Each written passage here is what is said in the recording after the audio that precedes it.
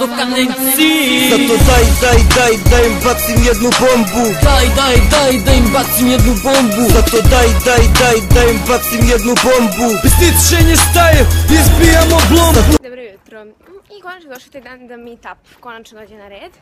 Ja imam izgledam kao kreten, pošto pola 11 ujutro, znači 10:20, meni se užasno spava, ja sam u suknji, ali dobro, nema veze.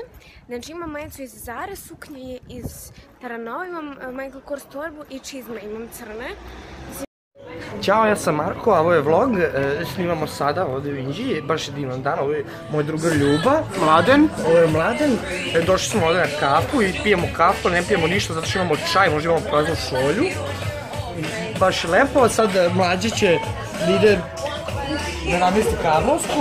Čovjek nas čeka, treba da nas vozi u redakciju, Marija će stići tamo direktno, a mi šetamo po stanicama, lutamo, tražimo udariće nas. Jedva smo se našle, znači da Jana ne zna da dođe do parka. Da, kažemo da dođe do parka, on je kod Simpa. Ali dobro, nema veze, sve divno, meni se spavimo područje.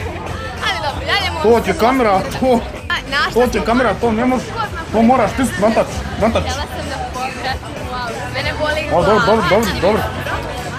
Brate. I idemo, snimamo sada vlog dalje, da, ćao. Poslovni sastanak, osjećam se tako poslovno. Da, ovo je na neki poslovni sastanak, ne znam. Imamo inače upravo imamo dupli vlog. Da, trodupli vlog, veselo.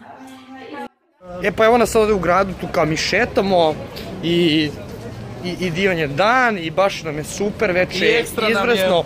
Potom imamo dupli vlog ovdje. Troduple vlogerke. Imamo 3 vlogerke ovdje. Zamisli kad se te youtuberke sve ujedine.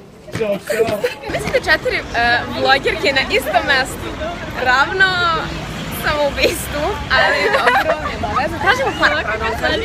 I Marija priča, ne znam šta pričam, ali da zamislite 4 youtuberke na istom mjestu i 3... Ja sam jači vloger od tebe. Nisi, ja sam jači od tebe. Ne možeš tako dobar vlog snimiti kao što ja mogu. Ja si imam najjači. Šta ti hoćeš? I onda sad ja kažem, ja sam najjači vloger ovdje. Ne možeš da budeš, ja sam najjači vloger. I sada smo se umorili, evo Ljubana se baš umorila, zato što smo mnogo šetali, popili smo mnogo tečnosti, mnogo smo popili variva, zato što vodimo healthy life. I sada ćemo da idemo da ispraznimo naše zalihe. Nemoj ovdje, brate, ljudima. A što snimaš? Što si takav?